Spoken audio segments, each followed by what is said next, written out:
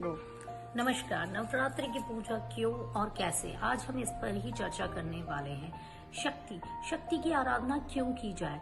शक्ति जिस शब्द को हम हर वक्त सुनते रहते हैं, हम परम शक्ति, आदि शक्ति, माँ शक्ति और स्त्री शक्ति, नारी शक्ति, घर में काम करने में शक्ति साथ दे रही है, नहीं दे रही है। तो शक्ति जिसके बिना हम एक क्षण भी नहीं रह सकते। हम शक्ति के बिना कोई भी काम नहीं कर सकते, वो चाहे भौतिक हो, मानसिक हो, आपकी इच्छा शक्ति हो या आपकी शारीरिक शक्ति हो। अगर कोई भी प्लानिंग हम करते हैं जीवन में, उसका एग्जीक्यूशन, उसको सफल करना, वो योजना बनाई और उसको पूर्ण करने के लिए हमें शक्ति की आवश्यकता होती है। बिना शक्ति के हम कोई काम नहीं कर सकते।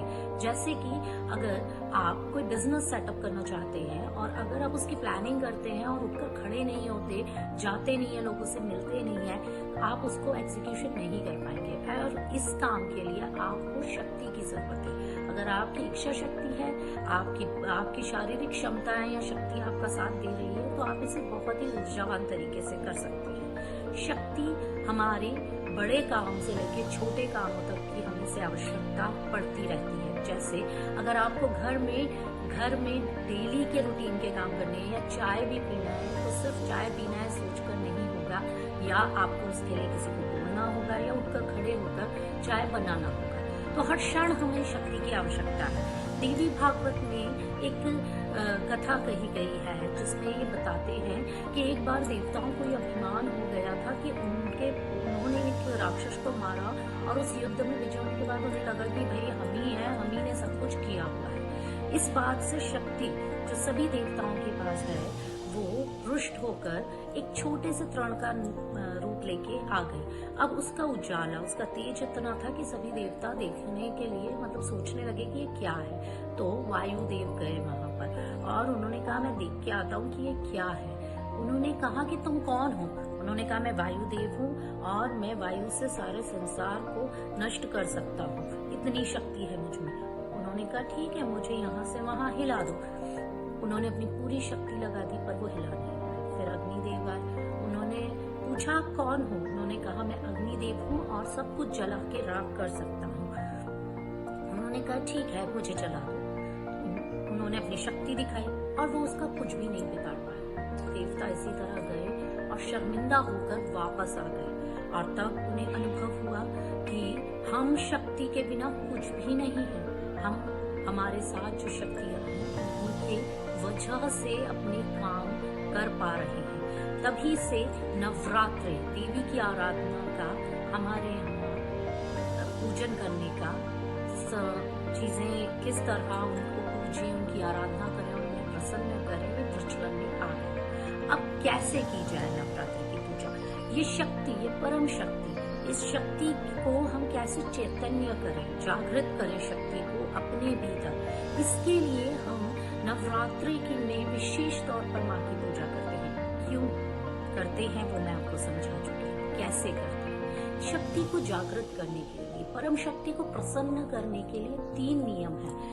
एक संकल्प है, एक शुद्धता है और एक आप कितना उनके लिए डेडिकेटली आप कोई भी चीज को छोड़ सकते हैं या कर सकते हैं। ये दोनों ही नियम। तो आप क्या कर सकते हैं, कैसे कर सकते हैं शक्ति को प्रसन्न।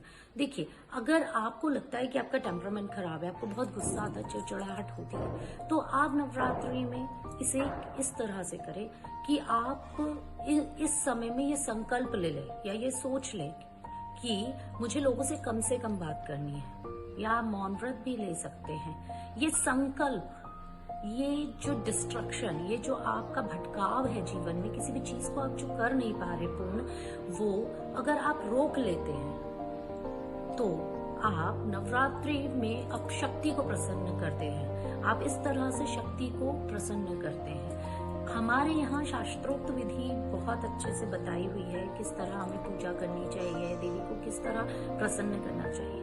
पर शक्ति सभी के भीतर है, इसीलिए हम सब चल रहे हैं, बोल रहे हैं, हंस रहे हैं, अपने काम कर रहे हैं। वो शक्ति हमारे भीतर जो है उसे जागृत करने के लिए आपको नियम, संकल्प और शुद्धता का विशेष ध्यान रखना चाहिए। तो अगर आपको लगता है कि आपको गुस्सा आता है तो आप 9 दिन मौन रहने का व्रत रख सकते हैं या कम बोलिए, लोगों से कम बात करिए। इसी तरह आप कोई एक नियम, जैसे कि आपको लगता है कि मैं बहुत लोगों पे, बाहर के लोगों पे चिड़चिड़ा जाता हूँ, या मैं नीचे तबके के लोगों या नौकरों से काम करा के परेशान हो गया हूँ, आप उन पे चिड़चिड़ा, तो इन 9 दिन आप ये संकल्प ले लीजिए कि मैं इन लोगों को कुछ नहीं बोलूंगा, इनके लिए अच्छा करने की कोशिश करूंगा, इनकी मदद करने की कोशिश करूंगा।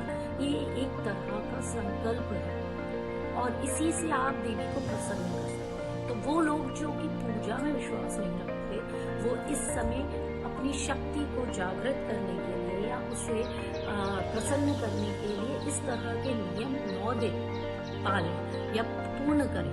और देखिए, शक्ति हमेशा कंट्रोल्ड वे में होनी चाहिए। मतलब जब बिजली गिरती है, हजारों टन बिजली गिर जाती है, लेकिन वो बिजली किसी के काम नहीं आती, वो डिस्ट्रक्शन करती है, डिस्ट्रॉय करती है, उससे लोगों का फायदा नहीं होता। जबकि घर में उजाला करने के लिए 1 वॉट बिजली काफी है।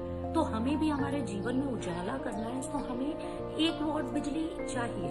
मतलब कम से कम आप 1 वॉट बिजली चाहिए, आपको हजारों लाखों टन एनर्जी नहीं चाहिए। मैं नहीं कहती कि आप पूरा समय पूजा कीजिए, आप हर वक्त ईश्वर की भक्ति करते रहिए। आप अपने कर्म के साथ, अपने काम के साथ पूजा कीजिए। पूजा नियम है, पूजा एक संकल्प है, पूजा शुद्धता है आपके मन की, और इससे आप अपनी भीतरी शक्ति को, इच्छा शक्ति को, मानसिक, आपके शारीरिक शक्ति को उज्जवल, चैतन्य कर सकते हैं, जागृत कर सकते हैं। अल्पाहार लीजिए, क्यों कि इस बहुत खाने से हम आलसी हो जाते हैं या हमारे अंदर आलस होता है। तो आप किसी भी तरह का मोह, किसी भी तरह का बंधन, किसी भी तरह की इच्छा जो आपको लगातार बनी रहती है और आप उसी में उलझे रहते हैं, उसको इन 9 दिन आप छोड़िए, स्टॉप करिए और देखिए कि आपके अंदर की ऊर्जा, अंदर की शक्ति जागृत होगी। तो इसी के साथ मैं उम्मीद करती हूँ कि आप समझ रहे होंगे कि नवरात्रि में हमें क्यों और कैसे पूजा करनी चाहिए। अगर अभी तक आपने मुझे सब्सक्राइब नहीं किया है तो जरूर कर ले, लाइक बटन दबाएं। और आगे मैं आपको शास्त्रोक्त विधि भी बताऊंगी, उपाय भी बताऊंगी, प्रयोग भी बताऊंगी जो आप नवरात्रि में कर सकते हैं और अपनी मुश्किलों के समाधान निकाल सकते हैं। धन्यवाद।